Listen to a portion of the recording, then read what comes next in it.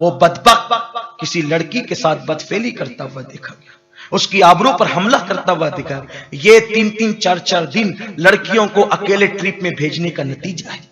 मुसलमानों को चाहिए कि वो अपनी बेटियों को अकेले कहीं ना भेजें, अपनी बेटियों को अकेले रवाना न करें, अपनी बीवियों को अकेले रवाना न करें। बड़ी माजरत के साथ कुछ लोग ये भी करते हैं कि जुमा करने के लिए भाई के साथ रवाना कर दिया, देवर के साथ भाभी जा रही है। इस्लाम ने इसकी इजाजत तो नहीं दी। हदीस पाक है, अल्लाह के रसूल अलैहिस्सलाम से पूछा गया, या रसूल अल्लाह, देवर के बारे में आप क्या फरमाते हैं? मेरे आका ने फरमाया, देवर तो मौत है, मौत।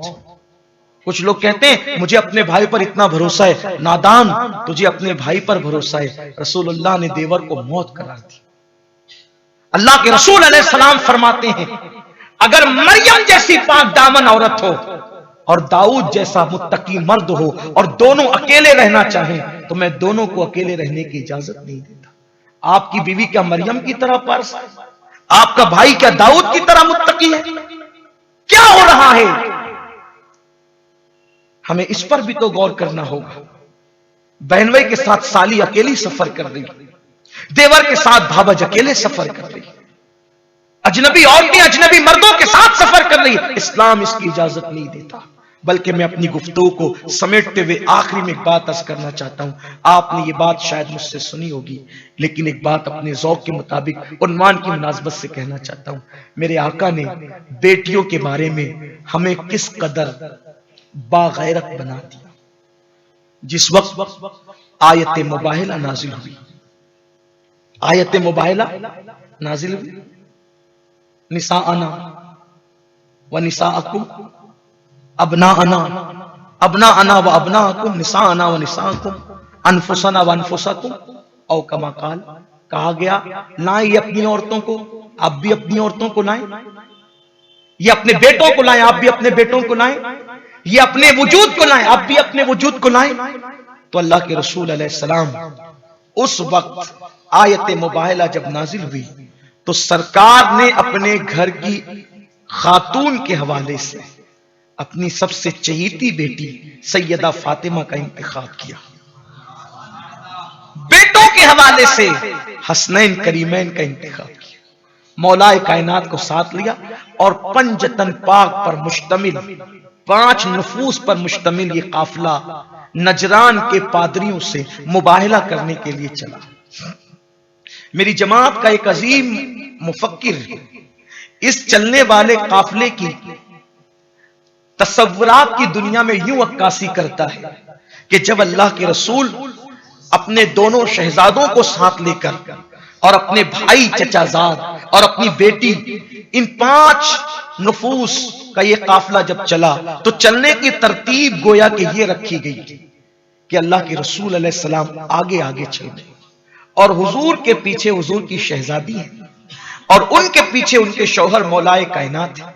और ये कहा जाता है कि जब अल्लाह के रसूल जमीन पर कदम रखें तो जहां से हुजूर अपना कदम रख करके हटाएं उसी कदम पर सैयदा फातिमा अपना कदम रखे और फातिमा जब अपना कदम रख करके हटा लें तो उसी मुकाम पर अली मुर्तजा अपना कदम रखे।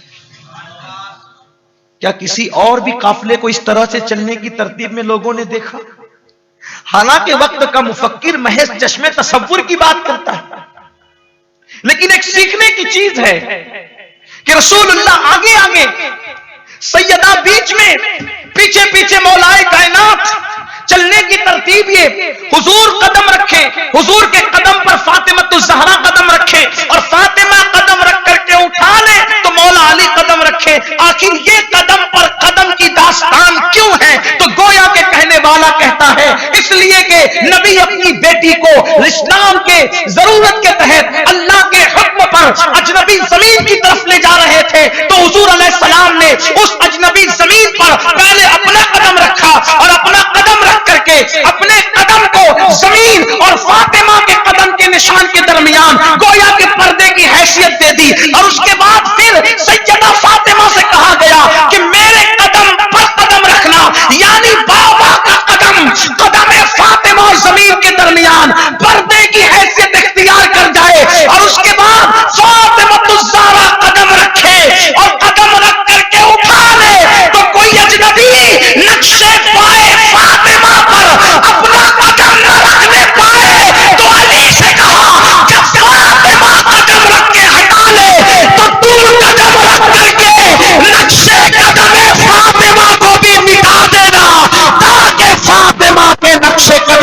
हिफाजत हो जाए।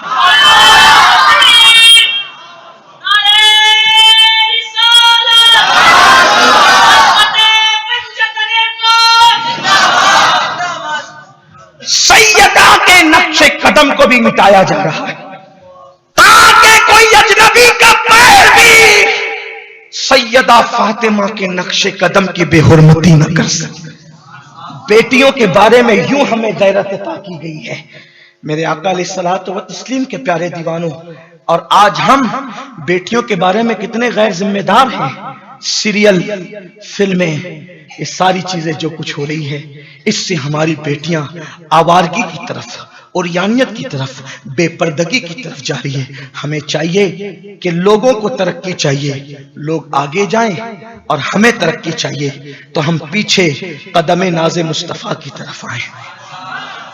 उम्मीद है कि आज से हम ये अहद करके यहां से उठेंगे कि अपने घरों में इस्लामी माहौल, छोटी बच्चियों को भी हम मर्दाना लिबास नहीं पहनाएंगे, छोटी बच्चियों को भी हम शॉर्ट लिबास नहीं पहनाएंगे, इसलिए कि ये भी साजिश है। हम बच्चियां छोटी होती हैं, बगैर आस्तीन के कपड़े पहना देते, छोटी आस्तीन के पहना देते हैं, बच्चियों को टी शर्ट और जींस पहना देते हैं, लड़कों को पहना है, बच्चों को पहना है, मैं उस पर कोई एतराज नहीं कर रहा भी, लेकिन लड़कियों को मर्दाना लिबास, क्या मतलब? ये क्यों है पता है? फिर हम कहते हैं बच्ची तो है, क्या है? छोटी बच्ची है।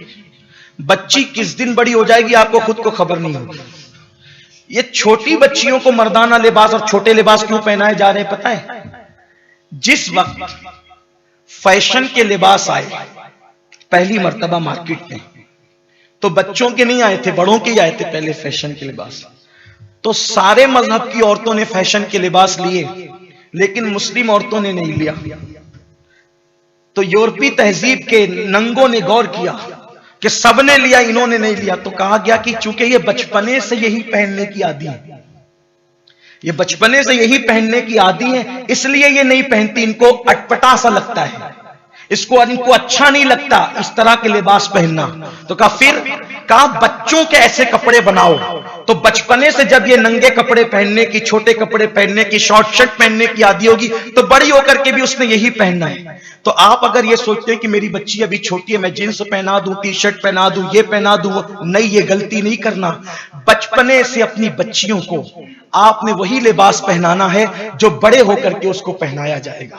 बचपने से उसको पर्दे का आदी बनाओ। अगरचे उसके ऊपर बचपने में पर्दा फर्ज नहीं है, लेकिन आदत डालने के लिए उसको दुपट्टा दीजिए, आदत डालने के लिए उसको पूरा लिबास पहनाइए, आदत डालने के लिए उसको मर्दों से दूर रखिए। और याद रखिए, बड़े होकर अचानक सुरखाब के पर नहीं लगते। बचपने से जो तरबियत की जाती है वही आगे चल करके बढ़ती चली जाती है। अल्लाह अकबर। लोग कहते हैं सैयदा फातिमा ज़हरा पर्दे की इतनी पाबंद क्यों थी? मैं कहता हूं जिसकी परवरिश सैयदा खदीजा जैसी खातून की गोद में हुई हो, और जिसकी परवरिश सैयदुल मासूमीन मुस्तफा जान रहमत की गोद में हुई हो, आखिर वहां फिर पर्दे का निजाम क्या था? अल्लाह अकबर। मेरे नबी की एहतियात का आलम यह था कि अक्सर सहाबा ने रसूलुल्लाह के तलवों को तक नहीं देखा था, इसलिए कि मेरे आका ने अपने सहाबा के सामने पैर भी जल्दी से लंबे नहीं किए थे ताकि लोग हुजूर का पैर देख सकें। उम्मुल मोमिनीन सैयदा आयशा सिद्दीका फरमाती हैं, कवारी औरतें, कवारी लड़कियां अजनबी मर्दों से जितनी हया करती है, उससे ज्यादा हया मुस्तफा जान रहमत लोगों से फरमाया करते थे। हुजूर की हया का ये आलम था। इसलिए घरों में तरबियत का निजाम कायम करें, पर्दे का निजाम कायम करें। खुदा के लिए सीरियल और फिल्में अपने घरों पे पाबंदी लगा दे, इसलिए कि यही सीरियल से, यही फिल्में हैं जो हमारी बेटियों को आवारगी की तरफ ले जा रहे हैं। और बच्चियों को नमाज का पाबंद बनाएं। हफ्तावार इज्तिमात जो आपके मोहल्ले में हमारी मुबल्लिगात करने के लिए आती है, आलिमात करने के लिए आती है, अल्हम्दुलिल्लाह एक एक दिन में 10-10, 12-12, 15-15 इज्तिमात पूरे शहर में हमारी मुबल्लिगात करती है, अल्हम्दुलिल्लाह। मैं समझता हूं कि अक्सर मोहल्लों में कमोबेश रोजाना इज्तिमात होते हैं। आप उन इज्तिमात में अपनी और खवातीन को भेजें और अपने घर में एक निजाम बनाएं कि सब घर के लोग जमा होकर रोजाना कम से कम एक बयान किसी सुन्नी आलिम का बैठ करके सब लोग सुने। जिस भी सुन्नी आलिम को आप पसंद करते हैं, उस आलिम का बयान बच्चों को, बच्चियों को, बीवी को, भाइयों को, बहनों को, सबको लेकर बैठ करके गौर से 1 घंटे के लिए थोड़ी देर टाइम निकाल करके आप बयान सुने। याद रखिए, ये माहौल इंशाअल्लाह आपको हमेशा मुफीद साबित होगा आपके लिए, इसलिए कि बयान की, हमारे उलमा के बयानात की बरकतें बहरहाल अपनी जगह है। और मैं तो कहता हूं कि अगर हो सके तो आप अपने घरों के अंदर, मालेगांव वालों के लिए कहता हूं कि तैयबा ऑडियो केबल जैसी नेमत हमारे शहर में माशाअल्लाह मौजूद है। अगर आप केबल अपने घरों के अंदर लगा लेते हो तो मैं समझता हूं कि 18 घंटे उलमा अहले सुन्नत के बयानात आपके घर में बजते रहते हैं। मैं समझ रहा हूं कि तकरीबन 20 साल का अरसा हो गया, बहुत सारे घरों में है। तो इसकी बरकत है कि माशाअल्लाह जो बच्चे उस वक्त छोटे से थे, पैदा हुए थे, अब वो बच्चे खुद बच्चों के बाप बन गए। केबल उनके घर में लगा हुआ है। घर में एक इस्लामी माहौल है, दीनी माहौल है, कुरान का माहौल है। मैं समझता हूं कि जिनके घर में सुन्नी दावत इस्लामी का केबल लगा हुआ है, तो मुझे ऐसा लगता है कि शायद के उनके घर का माहौल ऐसा लगता है कि जैसे किसी आलिम दीन के घर का माहौल। औरतें रोजे रख रही हैं, औरतें नमाजी हो गई हैं, औरतें तिलावत कुरान, यानी घर के अंदर। बल्कि मैं आपको बताऊं कि अगर पावर बंद हो जाए तो उतनी देर के लिए औरतें बेचैन हो जाती है कि अब करें क्या। पावर बंद होने के बाद उनको पंखा बंद होने की गर्मी का उतना एहसास नहीं होता जितना केबल के बंद होने का एहसास होता है। वो इतना बेचैन। अगर आप हो सके तो अपने घर में तहरीक का केबल लगा लें, ताकि 18 घंटे दीनी चीजें नश्र होती रहे, सुनते रहे, सुनाते रहे। नातों का माहौल होगा, बयानात का माहौल होगा। अभी जैसे इज्तिमा में आप आ रहे हैं, हफ्तावार इज्तिमा में माशाअल्लाह आप जो तिलावत देखो, मौलाना तजम्मुल साहब आपको मश्क कराते हैं कुरान शरीफ की सूरतों की, ये रोजाना होता है केबल पर। यहाँ हफ्ते में 1 दिन वहां रोजाना होता है। इसी तरीके से नात मुसलसल बज रही, कई घंटे नात, फिर उलमा के बयानात, तफसीर कुरान, रईसुल मुफस्सिरीन अल्लामा ज़हीरुद्दीन खान साहब की तफसीर, बड़ी अजीम तफसीर, बड़े खूबसूरत और मोतियों की तरह जो वो अल्फाज उनके, और मुफक्किराना गुफ्तगू, हुजूर मुफक्किर इस्लाम का खिताब, हुजूर अमीर सुन्नी दावत इस्लामी का खिताब, दीगर उलमाए किराम के खिताबात। तो मैं उम्मीद करता हूं कि अगर आप अपने घर में इस्लामी माहौल कायम करना चाहते हैं तो बहुत मुफीद होगा कि आप अपने घर में तहरीक का केबल लगाएं, उसकी बरकतें आपको नसीब होगी। अल्लाह ताला हम सबको तौफीक दे। और आप खुद भी सुन्नी दावत इस्लामी के माहौल से वाबस्ता हूं, इसलिए कि माहौल की वाबस्तगी इंशाअल्लाह आपको और आपकी नस्लों को इंशाअल्लाह ताला बरकत और रहमत फराहम करेगी। दौरान गुफ्तगू कोई गलती हो तो अल्लाह ताला माफ फरमाए। पिछले जुमा को फकीर कादरी आपका ये खादिम मदीने मुनव्वरा में मौजूद था।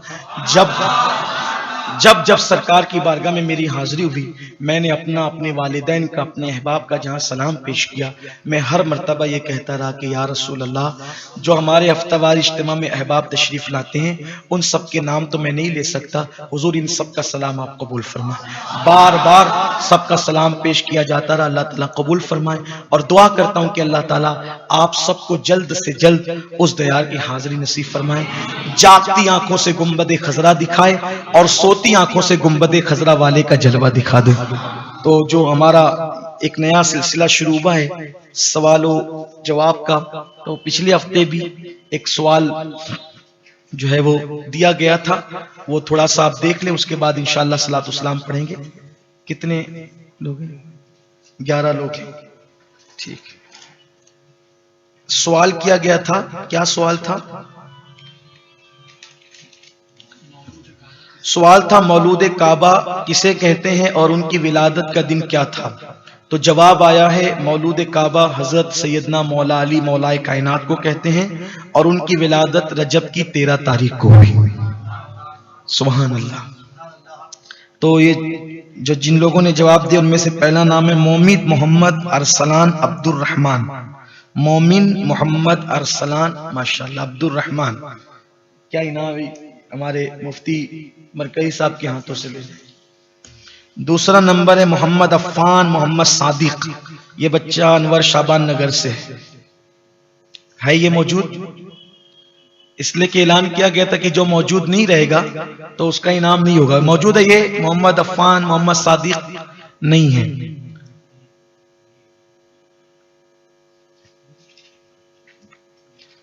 ये नाम है अब्दुल्ला हसन इमरान अहमद। अब्दुल्ला हसन इमरान अहमद, ये मौजूद है?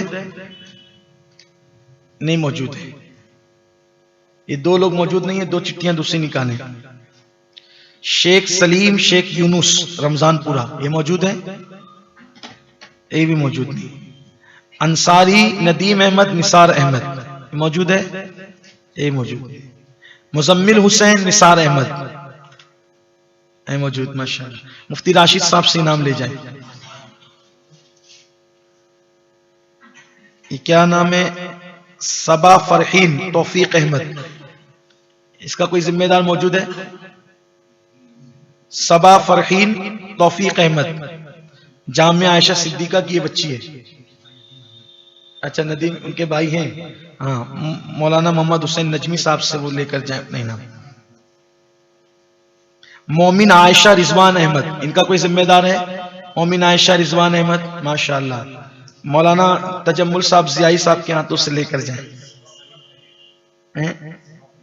अच्छा, सबा के हैं, ले जाए। मोहम्मद हसनैन रजा फैयाज अहमद, मौलाना अशफाक नजमी साहब के हाथ से ले जाए। मोमिन आयशा, मोहम्मद हसनैन रजा फैयाज अहमद है, इसका कोई जिम्मेदार?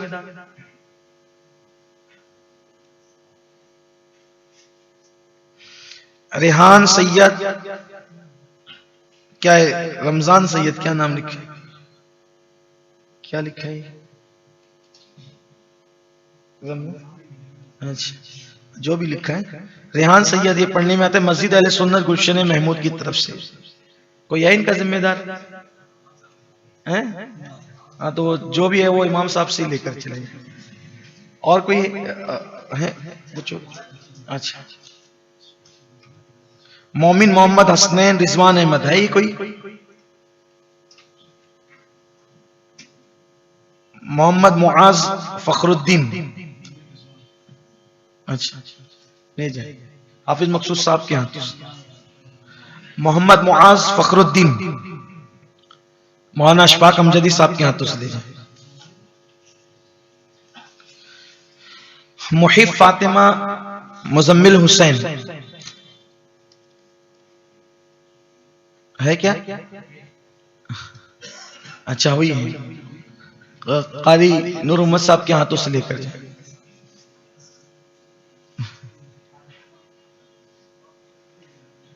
मोमिन अनवारुल हक, क्या अनवारुल हक है कि इनामुल हक है? मुश्ताक अहमद, मुफ्ती इम्तियाज साहब के हाथों से इनाम ले जाए। है क्या कोई मोमिन? क्या है? अनवारुल हक के इनामुल हक है, कटपिट किया हुआ है। जल्दी से ले लो भाई, टाइम की किल्लत है। नूरी हसनैन रजा एजाज अहमद,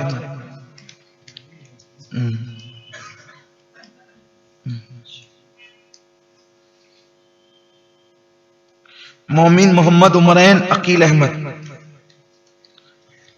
हाफिज इरफान साहब के हाथों ले जाए। सईद नूरी नया इस्लामपुरा, माशाअल्लाह। कारी शहजाद साहब के हाथों ले जाए।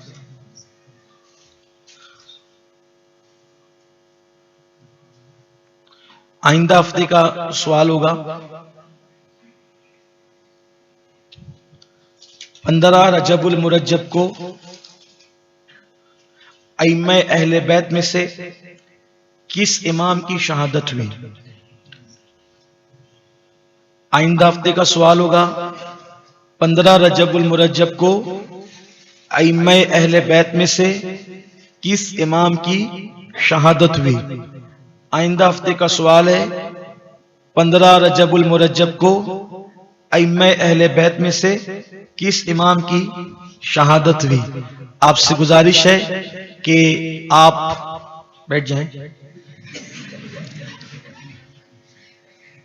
आपसे गुजारिश है कि आप सैयदना इमाम जाफर सादिक की नियाज जरूर भी जरूर दिलवाएं। इमाम की विसाल या पैदाइश या शहादत किसी भी दिन हो, नियाज दिलाने के लिए कोई दिन मुतय्यन नहीं है ना? नियाज दिलाने कोई दिन मुतय्यन नहीं है, किसी भी दिन नियाज दिला सकते हैं। और अगर शहादत के दिन दिलाएं तो ज्यादा बेहतर है, लेकिन 22 तारीख को भी जो दिलाते हैं वो कोई गलत नहीं है और उस दिन भी दिलाया जा सकता है। जो लोग शिद्दत करते हैं कि नहीं इसी दिन दिलाओ उसी दिन दिलाओ, ऐसा बिल्कुल नहीं है। 22 रजब को हमारे यहाँ फातिहा दिलाई जाती है, वो बिल्कुल दिलाई जाना चाहिए। 22 तारीख को क्यों दिलाते हैं, मैंने अपने एक बुजुर्ग से पूछा तो उन्होंने मुझसे फरमाया कि बेटा हम 22 तारीख को इसलिए, मैंने पूछा कि जब 22 को ना आपकी विलादत है ना विसाल है, इमाम जाफर सादिक का ना विसाल है ना विलादत है, तो 22 को क्यों दिलाते हैं? तो आपने मेरे बुजुर्ग ने फरमाया कि 22 तारीख को अल्लाह ताला ने सैयदना इमाम जाफर सादिक को मकाम गौसियत अता फरमाया, तो मकाम गौसियत कुबरा अता फरमाया, इसलिए 22 को हम दिलाते हैं। और हुजूर ताजुश शरिया अल्लामा अख्तर रज़ा खान साहब की बिलाजरी मियां रहमतुल्लाह अलैह जब हयात थे तो लोगों ने आपसे पूछा कि 22 तारीख को इमाम जाफर सादिक की न्याज दिलाते हैं, तो इस दिन रवाफिज भी जो है वो यानी कि खुशी करते वगैरह वगैरह कुछ उन्होंने इस तरह से कहा। तो आपने फरमाया कि हमारा जब वो ऐसी कोई नियत नहीं होती जो उनकी नियत होती है, और इन्नमल अमालु बिन्नियात, अमल का दारो मदार नियतों पर है। और वो अगर किसी सहाबी की दुश्मनी में दिलाते हैं तो अल्हम्दुलिल्लाह हमारी तो हर फातिहा इस तरह होती है कि जब हम किसी भी बुजुर्ग की फातिहा करें तो हम पहले रसूलुल्लाह की बारगाह में इसाले सवाब करते हैं, तमाम अंबिया की बारगाह में करते हैं, तमाम सहाबा की बारगाह में करते हैं, तमाम ताबईन तबा ताबईन इमाम मुज्तहिदीन हत्ता के आदम अलैहिस्सलाम से लेकर क़यामत तक के तमाम मोमिनीन मोमिनात और मुस्लिमीन मुस्लिमात की अरवा को इसाले सवाब करते हैं। तो इसलिए कुछ लोग हमें जंबल जो है वो करना चाहते हैं और कंफ्यूज करना चाहते हैं, कंफ्यूजन पैदा करना चाहते हैं। हमें कोई कंफ्यूज होने की जरूरत नहीं है, और आप किसी भी दिन न्याज कर सकते हैं। और 22 तारीख को जो हमारा तरीका मालेगांव में चला आ रहा है वो 22 को भी आप करें, और जिस दिन आपकी शहादत की तारीख है 15 रजबुल मुरज्जब को, तो आप 15 तारीख को भी कर सकते हैं, कोई हरज की बात नहीं है। तो लेकिन अगर कोई मना करता है 22 को तो कोई इसमें उसकी बात पर तवज्जो देने की जरूरत नहीं है। असल में लोग चाहते हैं न्याज ही बंद कर देना चाहते हैं, लोगों को करने नहीं करने से कोई बात नहीं है। एक साहब ने मुझसे कहा 22 को नहीं करना चाहिए, फुला करते, मैं कहा ठीक है तुम 15 को करो।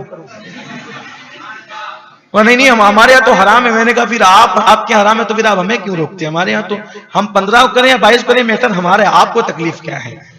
तो आप हमें रोकने की कोशिश ना करें, हम करें। और मैंने देखा, एक बात आपसे अर्ज करूं, हजरत इमाम जाफर सादिक रज़ी अल्लाह ताला की न्याज की बरकत हुआ है कि उस न्याज को खाते वक्त हमने जो मुरादें मांगी अल्लाह ने अता फरमाया, मांगने से सिवा अता क्या, बड़ी बरकतें हैं। अरे मेरे इमाम जाफर सादिक की शान क्या है, अल्लाह अकबर। इमाम आज़म अबू हनीफा जैसी हस्ती जिसकी जूतियां सीधी करता हूं, इमाम आजम कहते हैं कि अगर इमाम जाफर सादिक ना होते तो नोमान हलाक हो गया होता। ये हस्ती इमाम जाफर सादिक की है। इसलिए मेरी गुजारिश है कि 22 रजब को जैसे हम न्याज करते हैं वैसे करें, और किसी के बहकावे में आने की जरूरत नहीं है। अल्हम्दुलिल्लाह हमें किसी बदअकीदा की बात पे कान धरने